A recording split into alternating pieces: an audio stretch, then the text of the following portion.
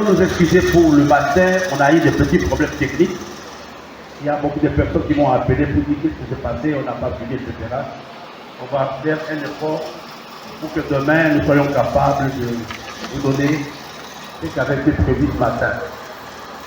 N'oublions pas la pensée principale de nos soirées de traversée. Nous avons intitulé cela Dieu met devant toi une porte ouverte. Alors dites à quelqu'un.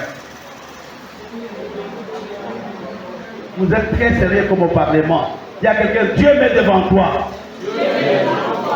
une porte ouverte en 2023. Tu peux te lever, dire à quelqu'un ça.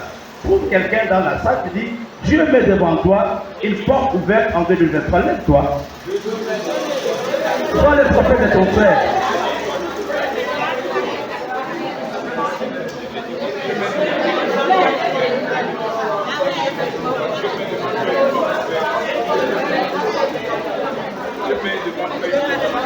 Bouge, ne reste pas à la place, bouge. Trouve quelqu'un. Dieu met devant toi une porte ouverte.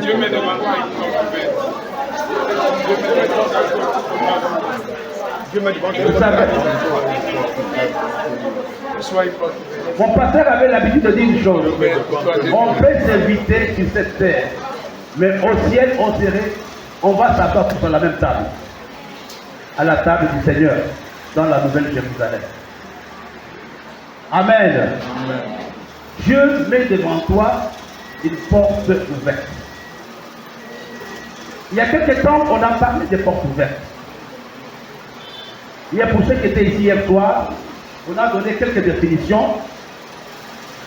Mais j'aimerais voir avec nous rapidement avant de passer à la pensée du soir. Quand nous parlons de portes ouvertes, on a parlé à peu près 3. Ouverte, faisons allusion à la percée que nous pouvons avoir, aux différentes percées que nous pouvons avoir en 2023.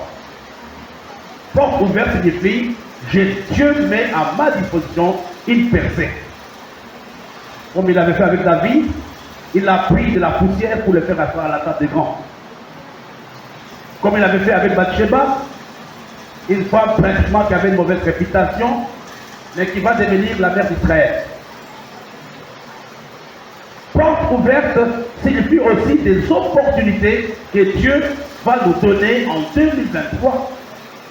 J'aimerais quand nous prions que nous sachions exactement ce que nous sommes en train de dire. Porte ouverte, ce sont des percées. Porte ouverte, ce sont des opportunités que Dieu mettra à notre disposition en 2023. Porte ouverte signifie aussi la faveur ou l'aide de Dieu. Vous savez, dans la vie, il est important d'expérimenter l'aide de Dieu que nous appelons aussi la faveur de Dieu. Il y a 3 choses qui sont capitales pour chacun d'entre nous. La percée, ne pas avoir une vie de sur place.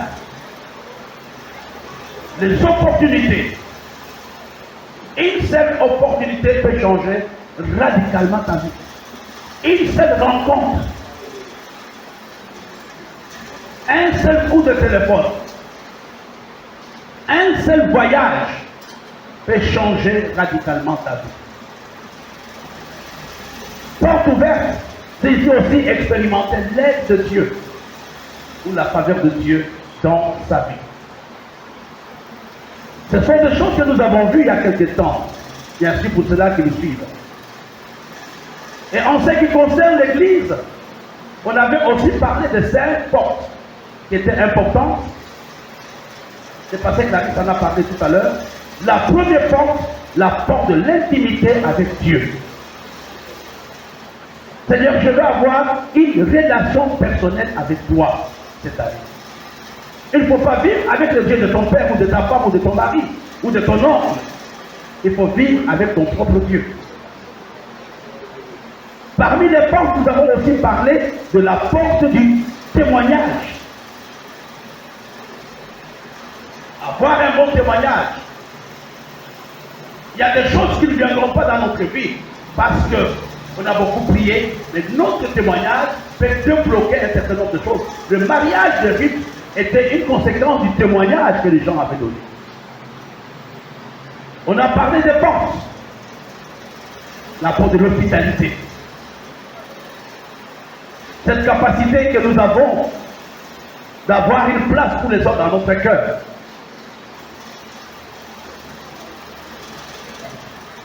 D'accueillir les autres. De les accepter tels qu'ils sont.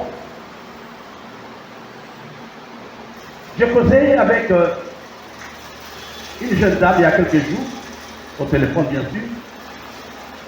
Je lui ai dit, quel est ton problème? Ton problème, tu veux que les gens soient comme toi.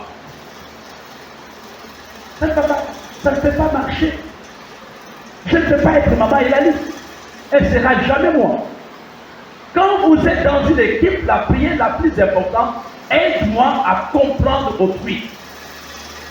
Aide-moi à m'adapter à Eddie. Aide-moi à adapter à David, à maman Elali. Mais le problème, nous avons de gros problèmes parce que nous voulons que les gens soient pour nous. Et j'avais ce problème, souvent même dans les relations, même avec ma propre femme. Moi, je parle, elle ne parle pas. Mais quand je parlais, je voulais qu'elle réponde à tout prix. Et quand elle ne répondait pas, je m'énervais. La porte de l'hospitalité, cette capacité que tu dois avoir d'accueillir quelqu'un dans ton cœur. Il ne faut pas accueillir seulement avec les lèvres, mais il faut l'accueillir dans ton cœur. Dis Seigneur, aujourd'hui, je t'accepte dans mon cœur. Tu ne fais du mal à personne quand tu es dans la rancune, tu te fais du mal à toi-même. La quatrième porte dont on avait parlé, c'est la porte du service. Nous engager cette année dans les choses de Dieu, dans le ministère. En cette fin d'année, voir qu'est-ce que je n'ai pas pu faire l'année passée. Peut-être que je n'ai pas évangélisé, peut-être que je n'ai pas intercédé, etc. Et la dernière porte dont on avait parlé, c'est la porte de la consécration. Est une église consacrée. Et des hommes de Dieu consacrés. Les différentes portes, nous les avons vues il y a quelques temps.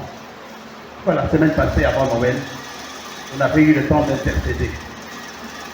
Mais aujourd'hui, je voudrais, avec vous, voir un texte qui peut vous aider, qui peut nous aider.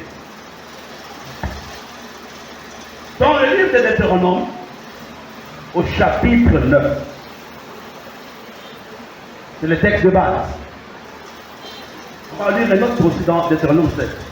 Dans le livre de Deutéronome, au chapitre 9, la Bible nous dit, quelqu'un peut m'aider, pasteur? Le pasteur peut m'aider. Deutéronome, chapitre 9, versets 1 à 3. Écoute Israël, tu vas aujourd'hui passer le Jourdain pour te remettre de nations plus grandes et plus puissantes que toi, de villes grandes jusqu'au ciel. D'un peuple grand jusqu'au Képaï, les enfants d'Anak, que tu connais, et dont tu as entendu dire, tu pourras tenir contre les enfants d'Anak. Sache aujourd'hui que l'Éternel ton Dieu marchera lui-même devant toi comme un feu dévorant.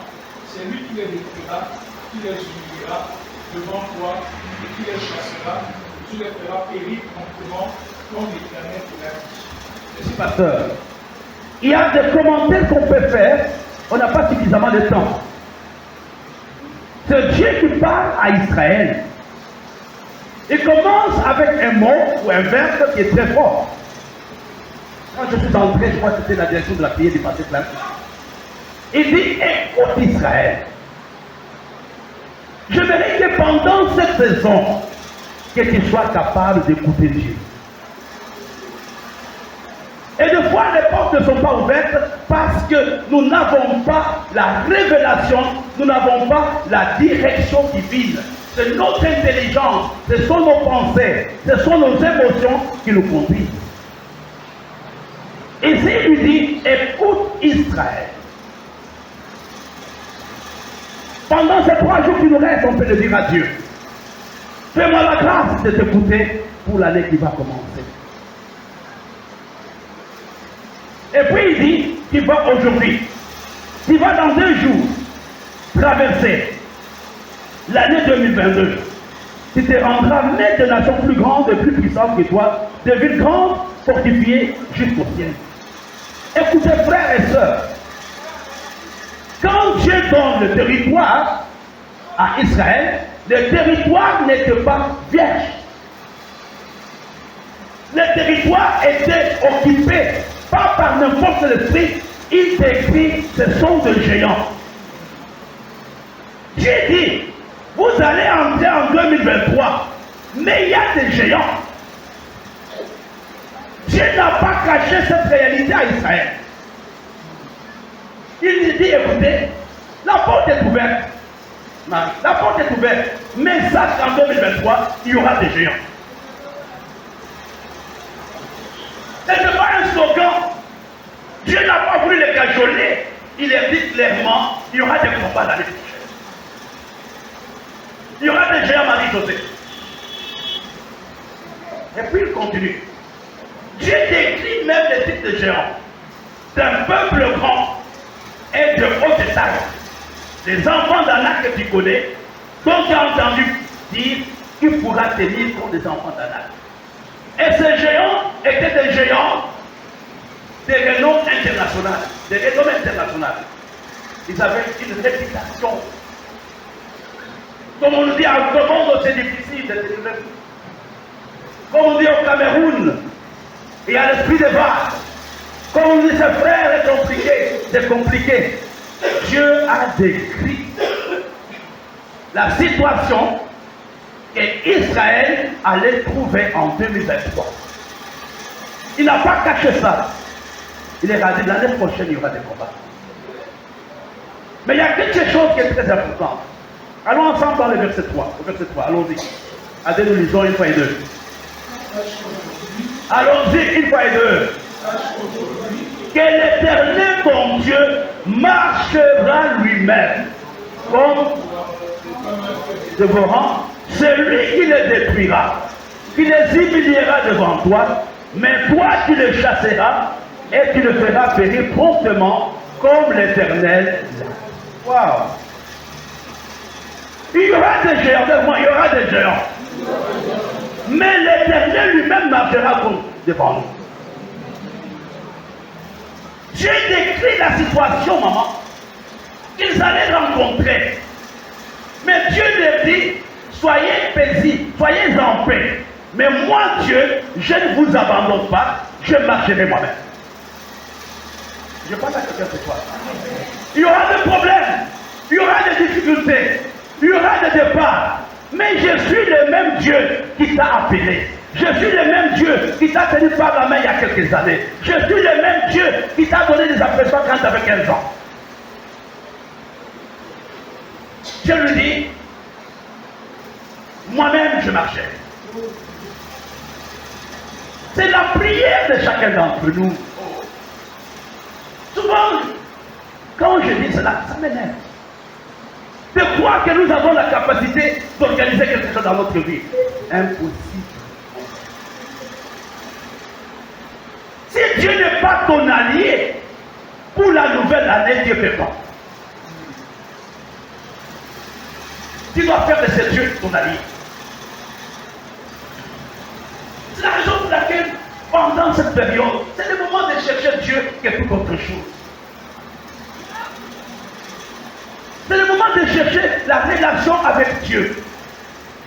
La communion avec mon frère, c'est le moment de dire enterrons le acte de guerre. C'est Dieu lui-même, il dit, sache aujourd'hui quel éternel ton Dieu marchera. Je vais faire des commentaires après. Regardez avec moi. C'est lui qui va marcher comme un peu dévorant. Il va faire quoi? Allons-y. Allons-y une fois et deux. C'est lui qui les détruira. Qui les humiliera où? Devant toi. Arrêtons là. Arrêtons là. Dieu s'engage à marcher devant Israël. Pour faire quoi? Pour détruire les nations et pour les humilier. Mais quand vous vous arrêtez par là, réveillez ceux qui dorment. Quand vous vous arrêtez par là, vous n'allez pas comprendre le sens de ce que j'ai dit. Parce que tu peux lire la phrase après, devant toi. et tu les chasseras, tu les feras périr promptement, comme l'Éternel te l'a dit. Mes frères et sœurs, la porte ouverte est une action combinée de Dieu et de l'homme. C'est une action combinée. Dieu dit, je vais les détruire, mais toi, tu vas les chasser. Je ne sais pas si vous voyez l'importance de cette parole. Donc, il y a la part de Dieu, mais il y a la part de l'homme.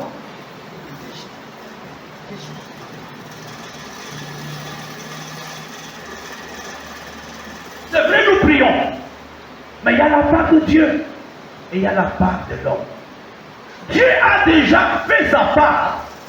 Il t'a garanti la promesse. Il t'a dit, je serai avec toi. Mais maintenant, il y a ta part à toi. Ta part à toi, ce sont les éléments que j'ai donnés hier, que je voulais donner le matin quand on a été coupé. Ta part à toi, c'est la force. Ta part à toi, c'est l'utilisation des clés. Ta part à toi, c'est l'utilisation du code. Ta part à toi, c'est la proximité. Ta part à toi, c'est comprendre le temps. Tout n'est pas Dieu. Il y a la part de l'homme. Il y a des choses, mes bien-aimés, comme l'obéissance. L'obéissance n'est pas le signe de l'esprit. L'obéissance vient de la volonté. C'est une décision personnelle. De la même manière que nous prenons la décision de ne pas parler à telle ou à telle personne, nous pouvons aussi prendre la décision de parler à tout le monde. C'est le même système. L'obéissance n'est pas le fruit de l'esprit. L'obéissance est une décision volontaire. Même le respect. Ce n'est pas le Saint-Esprit qui va t'aider. C'est une décision. Et ça, je le respecte. Je le reconnais comme mon père. Je ne le reconnais pas. L'obéissance est quelque chose de volontaire. Même le respect. Je ne suis pas obligé aujourd'hui d'obéir à mon maître de l'école primaire. Je ne sais même pas s'il vit encore. L'obéissance, on la prête à quelqu'un. On la prête, on peut aussi l'arracher. Donc, c'est une décision personnelle. Je vais me soumettre cette année. Je vais apprendre à me soumettre. Et quand tu fais cela, mon frère, ta vie va changer. Je vais revenir sur ce message. Dieu s'engage. C'est notre prière de cette nuit. Seigneur, marche devant nous pour que nous entrions victorieusement en 2023. Alléluia. Il dit, je marcherai. C'est ce qu'il dit. Sache aujourd'hui que l'Éternel, ton Dieu, marchera lui-même devant toi comme un feu dévorant. Est-ce qu'on peut prendre une minute de prière? Il va dire, Seigneur, je te confie ma porte de 2023. Marche devant moi. Il me reste encore quelques jours. Il me reste 4 jours. Il me reste 3 jours. Marche devant l'église. Marche devant ma famille. Comme un feu dévorant. Au nom de Jésus, prions ensemble.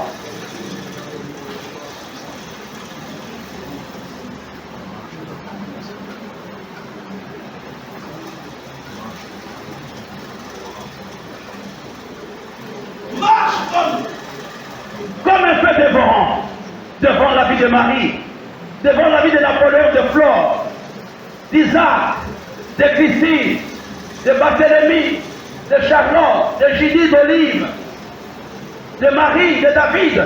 Seigneur, marche comme un feu dévorant en cette fin d'année. Marche comme un feu dévorant. Ce n'est pas n'importe quel feu, c'est un feu dévorant. C'est la prière, la porte est ouverte, mais les adversaires sont nombreux. Qu'est-ce qui va t'aider? C'est le feu dévorant qui peut t'aider à entrer et à posséder. Ce n'est pas ta philosophie, ce n'est pas ta beauté, ce ne sont pas tes réalisations, c'est le feu de Dieu qui va aider les rochers à entrer dans sa destinée.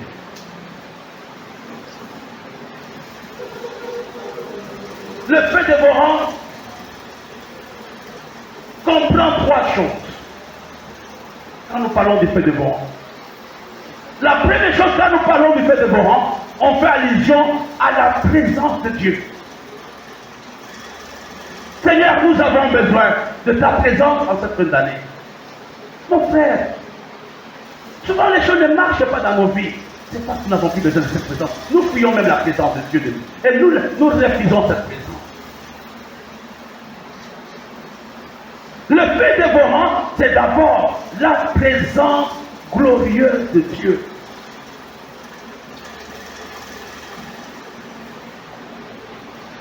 On peut chanter les chants de ta présence. Oui, mais Charlotte, vous pouvez nous aider les chants de ta présence.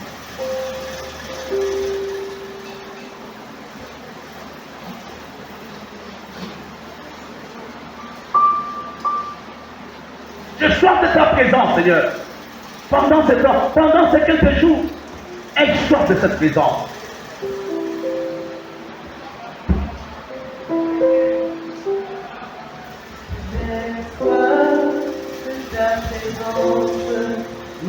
De la voix, dans ma tête si immense, que je sens toi, chaque jour, à chaque heure, oh, j'ai besoin de toi, Jésus, et demeure, oh,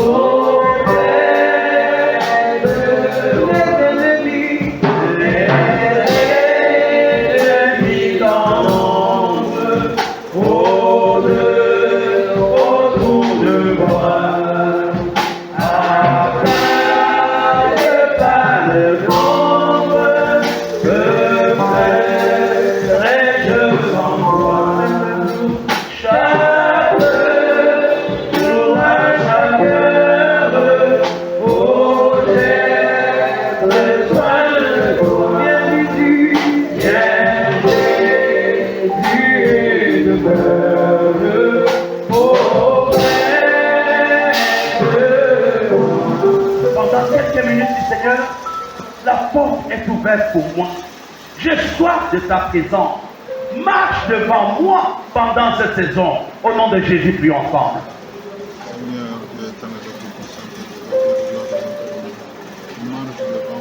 Prie mon frère. Les ennemis dans l'ombre rôdent autour de moi. Je suis accablé par les nombres. Mais j'ai besoin de ce feu dévorant. Pour l'année qui commence, pour cette traversée, j'ai besoin de ce feu dévorant. Au nom de Jésus. Le feu dévorant, la deuxième signification, le pasteur Clarisse en a parlé, c'est la purification. Premièrement, il fait allusion à sa présence. La deuxième, c'est de dire à Dieu, Seigneur, purifie-moi. Il y a tellement de choses que j'ai accumulées qui m'empêchent d'entrer. Purifiez-moi. Le feu dévorant, c'est la présence de Dieu. C'est son action de purification de nos vies quand nous venons vers lui au travers de la repentance. Le feu dévorant, non seulement c'est l'action de la purification, mais le troisième point que j'aime bien, c'est l'action du jugement. Donc Dieu dit, je vais juger, seulement Dieu va juger. On n'entend pas. Dieu va juger. Toutes les puissances. L'action de la sorcellerie qui combattent mon entrée, qui combattent ma destinée.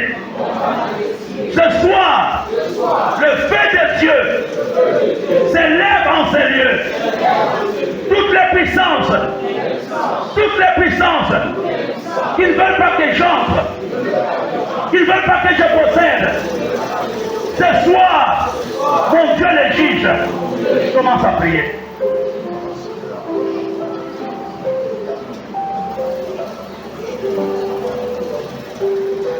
Prie mon frère. Qu'est-ce tout ce qui t'empêche d'être dans la joie? Qu'est-ce tout ce qui t'empêche d'avoir la paix? Qu'est-ce tout ce qui t'empêche d'avoir l'argent? Qu'est-ce tout ce qui t'empêche d'avoir le mariage? Que Dieu juge de puissance. Il s'élève comme un feu de courant. Au nom de Jésus. Au nom de Jésus. Ça, c'est les autres qui peuvent prier, s'il te plaît. Père, dans le nom de Jésus, Père, nous déclarons le jugement par le feu, sur tout esprit, sur toute puissance, sur toute force de ténèbres, qui se tient, Seigneur, sur le chemin de notre destinée. Nous déclarons le jugement, nous déclarons que ton feu consume et anéantit toute cette puissance au nom de Jésus. Nous déclarons, Seigneur, que ton feu consume, ton feu consume, ton feu consume, ton feu consume, ton feu consume et purifie, Seigneur, tous ces esprits, toutes ces forces de ténèbres, toutes ces puissances occultes, dans le nom de Jésus de Nazareth, dans le nom de Jésus de Nazareth, nous déclarons le jugement de l'Éternel par le feu sur toutes ces forces de ténèbres, et elles sont consumées, et elles sont anéanties, dans le nom de Jésus. Elles le ressentent, et elles libèrent nos vies, et elles libèrent le chemin de notre destinée, dans le nom de Jésus. Deux chapitres avant, le chapitre 9 au chapitre 7, Dieu avait décrit les nations qui ne voulaient pas qu'Israël possède sa possession. Les mêmes nations nous combattent jusqu'aujourd'hui. Pasteur de moi, Deutéronome chapitre 7, verset 1 à 2.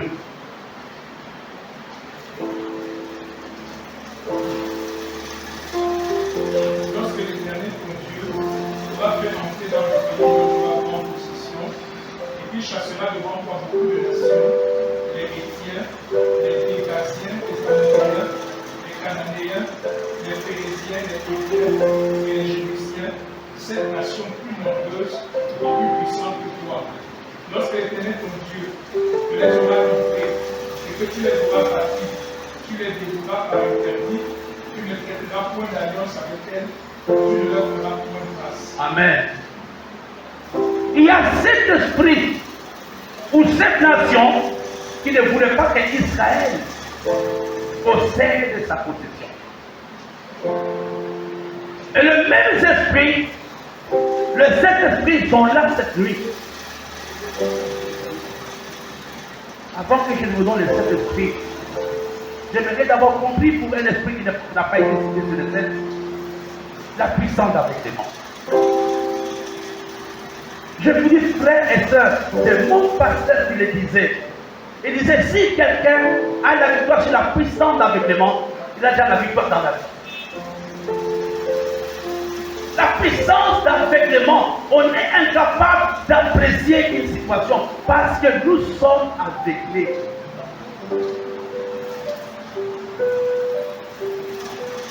Ce soir, on va prier. Dis Seigneur, que la puissance qui s'assoit devant la porte de l'année 2023 tombe au nom de Jésus. Prions ensemble.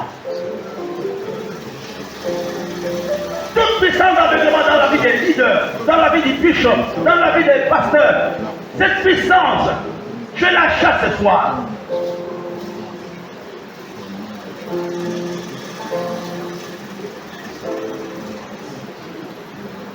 Je vais te dire une chose. Je vais dire cela cet après-midi. Quand le diable veut détruire un homme, parmi les esprits qu'il envoie l'attaquer, il y a l'aveuglement. L'aveuglement, ça comprend de la subtilité. Je me rappelle avec le président Samuel Doe. J'ai entendu parler de lui. Il était de quel pays? Libéria. Il ne pouvait pas mourir. On lui a dit les ennemis sont là. Il a dit non. Ils sont à quelques mètres. On a découpé les corps de Samuel Doe. À cause de la puissance d'aveuglement. L'incrédulité, l'endurcissement du cœur et l'aveuglement est un trio qui marche ensemble.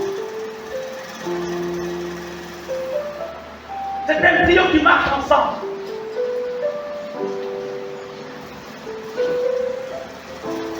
Il y a quelques années, j'ai donné ce témoignage plus de fois. J'étais passé en Zambie. C'était ma première mission en fait. Dans les années 93. Un frère de l'église se promenait avec son bébé à côté de la piscine. Le diable lui a dit, jette l'enfant dans la piscine. Il peut se rappeler ce témoignage? Voilà. Il dit, jette l'enfant dans la piscine. l'enfant va nager. L'enfant de quelques mois, il a jeté l'enfant dans la piscine. C'est après que l'aveuglement était enlevé. Il était envoûté. Il réalise que l'enfant était mort. Il était membre de mon église. Il était son pasteur. La puissance d'aveuglement peut toucher n'importe qui. L'endurcissement peut toucher n'importe qui. Mais n'oublions pas, la condition sur laquelle nous pour rentrer, c'est écoute Israël. On va aujourd'hui passer même. Alors on n'a pas de temps, on le verra demain, mais je vous donnerai seulement deux grands esprits par rapport au message du chapitre 7. Il dit, verset 1, Clarisse, Deutéronome 7, verset 1.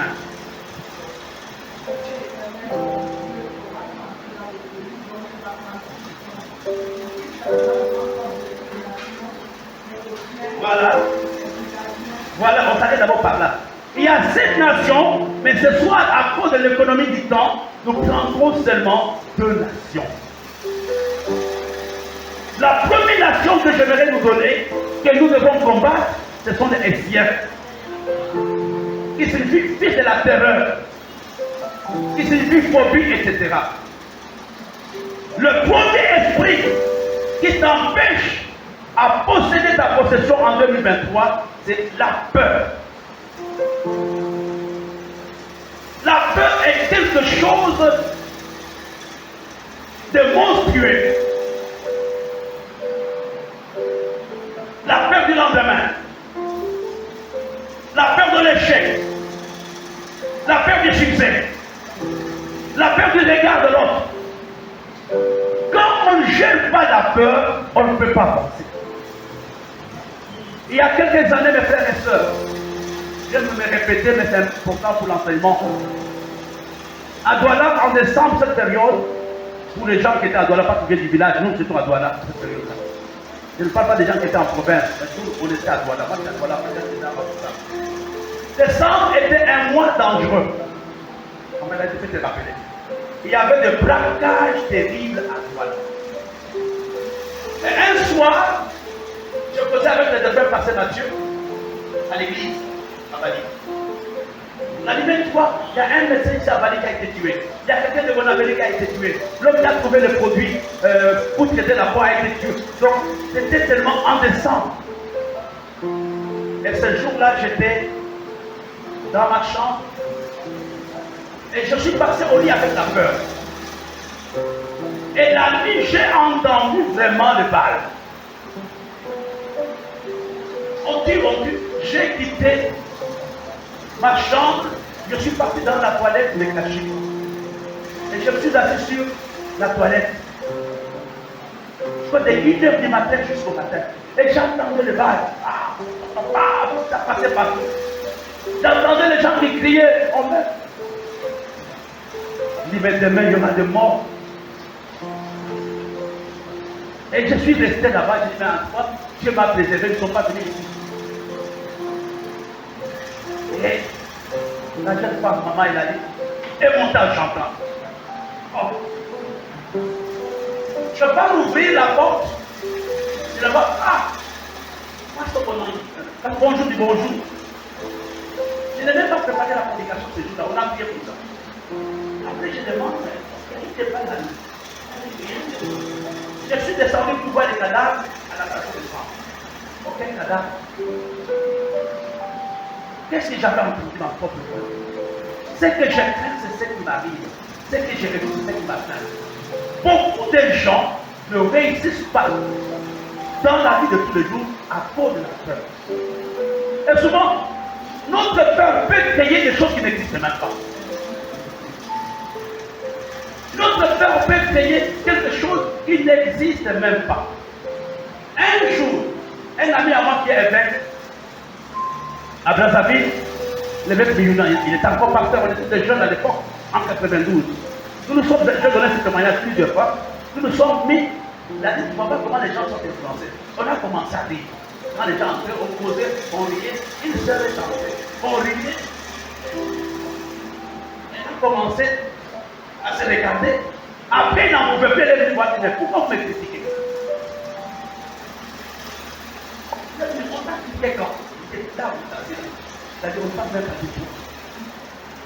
La peur vous égare de l'autre. L'une des choses, il faut que les siens soient dispersés. Dieu les a déjà vaincus. C'est à toi de les chasser. En cette fin d'année, tout esprit de peur, toute phobie, toute forme de pression, je révoque cela au nom de Jésus. Je proclame ma libération au nom de Jésus. Parmi les esprits que tu dois faire, la peur du lendemain, la peur d'oser. Il y a des gens qui aiment le Seigneur. Pourquoi ils ne payent pas leur dîme? C'est la peur de manquer. Si j'ai donné, ça ne marche pas. On peut venir avec l'argent, on a dit, mais donner 1 million, on a dit, et si c'est que les papas l'ont dit, parfait. La personne de l'ange chez elle avec l'argent, il ne donne pas à cause de la peur du lendemain. Combien cette peur nous amène à être désagréable aux yeux de Dieu. C'est ce que nous devons faire cette nuit. Il y a des gens qui vivent avec la peur. Chaque petite maladie, c'est le testament. Jean-Marc, appelle ton nom. Parce que c'est pour ça que en tant que pasteur et avec les morts. Je n'ai jamais eu cette maladie. C'est la deuxième fois qu'on me dit que là, j'avais eu cette maladie. Pas toutes les maladies, quand on me les évoque, je n'ai jamais été malade. Mais qu'est-ce qui nous amène à changer les langages? C'est notre peur. Je pense à quelqu'un, vous me regardez comme tu es là. La peur. Tu te regardes, est-ce que je peux résister avec cette maladie? Tu regardes, là même dans l'église, si je tombe malade, qui peut m'aider? Non, je quitte l'église. La peur te parle et la peur te conditionne. La peur te pousse à prendre des décisions. Non, si je m'adonne trop au Seigneur, ma famille va me rejeter. Tu ne peux pas être un bon chrétien en entretenant la peur. Je connais des gens qui ont été rejetés par des familles entières, qui ont payé le prix pendant des années. Quand ils ont quitté l'église. Et j'étais derrière pour dire, maman, il ne faut pas t'aider. Tu dois refuser la peur. Si tu pars demain à l'église, je vais me pendre. Ah non, papa, je ne suis pas passé à l'église parce que ma mère m'a dit qu'elle va se pendre. Elle ne va même pas se pendre. Et que ton mari, simplement, ne va pas se pendre de ma vie. Ça, c'est le premier géant. En dehors de l'intégrité, un autre géant que tu vas combattre. C'est tout ce temps. Et le deuxième, pasteur Clary, donne-moi le deuxième. La deuxième nation. Les Gidasiens, littéralement, ça signifie les habitants de l'argile. Habitants de l'argile. Les Gidasiens symbolisent 3 choses que j'aimerais vous donner. La première chose, on dit les habitants de l'argile, c'est les œuvres de la chair. Les œuvres de la chair, quand elles dominent nos vies, la haine, la jalousie, les querelles, toutes ces choses nous empêchent d'être meilleurs devant Dieu. Les œuvres de la chair, je ne parle pas avec Marie, je ne parle pas avec elle. Moi je suis saint, l'autre est mauvais. Tout ça, c'est le langage de la chair. C'est le langage de la chair. Et on ne doit pas accepter que les œuvres de la chair dominent dans la communauté. Et quand quelqu'un qui va qui pratique les œuvres de la chair, décourage-le. Marcel, tu vois ce que le bishop a dit. Ah oui, oui, moi-même je vais à cause de la vitesse de défense. Tu vois ce que maman José a dit. Tu vois ce que elle a dit. N'entre pas dans ce groupe. Ça tue ta vie spirituelle. Les œuvres de la chair. Galate en parle. Et il y a des gens qui se plaisent avec ça. Je n'ai pas dit qu'on ne pêche pas. Nous pêchons. Mais on ne doit pas se plaire avec ça. La Bible dit que s'il y a quelque chose qu'on peut faire, ça c'est responsable. purifier. Afin de ne pas donner accès à qui? Tu comprends que si quand tu étais la colère pendant des années, tu es sous contrôle. Même si tu es spirituel, tu es sous contrôle démoniaque. Tu deviens un agent de garde sans ta volonté. Tu fais son jeu. Les êtres de la chair, les habitants de la chair. Ce soir, on est là pour dire à Dieu, en cette fin d'année, que le fait dévorant nous purifie des êtres de la chair. Le troisième, c'est pour les Églésiens. Vous savez, avec l'argile, on peut tout faire. On peut faire un vase, on peut faire une assiette, etc. De l'incrédulité. Le deuxième symbole des Églésiens, de l'incrédulité. On ne croit à plus rien. Votre soirée de traversée là, on a dit qu'on doit faire ceci. Moi, je ne faisais même pas. Je mange bien, je bois de l'eau. Mange bien, bois de l'eau et quoi? Mange même du couscous avec tous les mollets, mange. Mais tu ne punis personne qui te punit toi. Moi encore prier, gêner, non. Nous on a déjà gêné, on n'est plus à ce stade-là.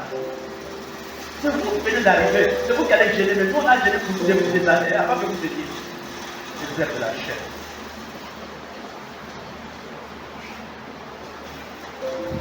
Et le troisième symbole de l'Églésiens, c'est l'esprit de réclamation.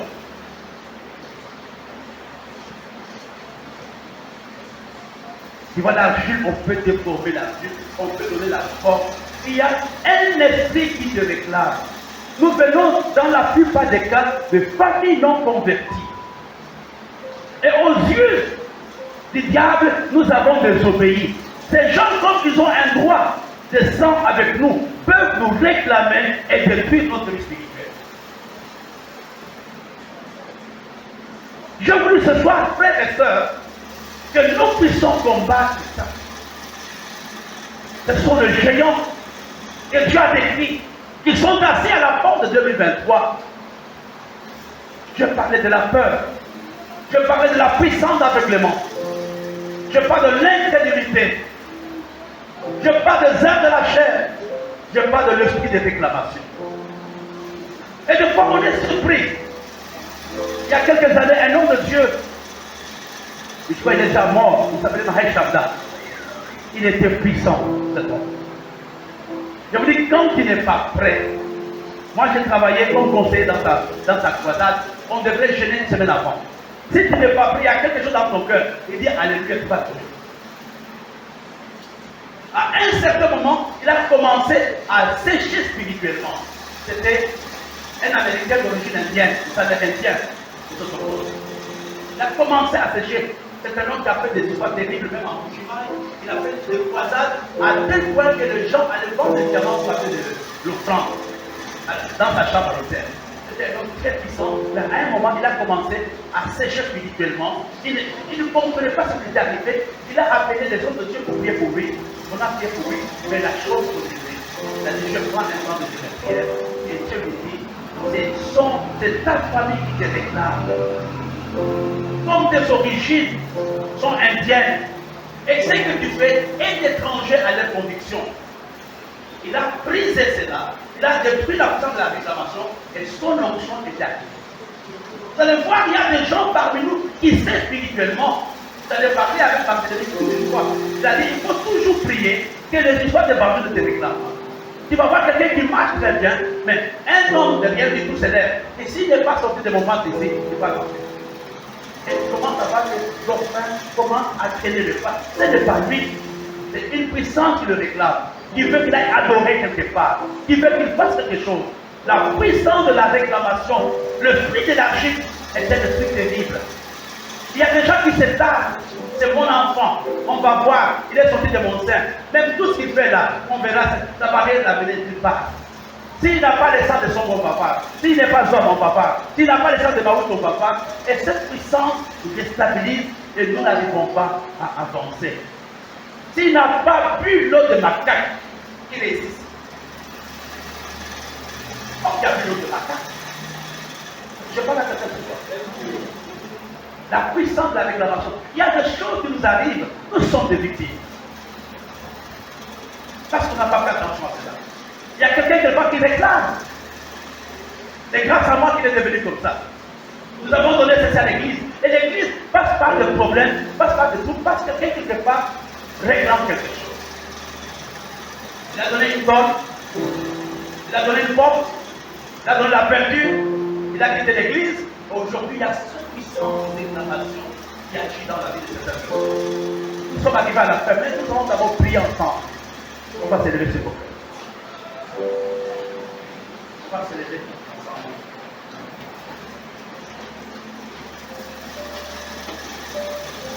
Demain, on va faire la prière matinale à 6h30. Je crois que demain, ça sera bon. On va les prendre ce que nous devons ce matin.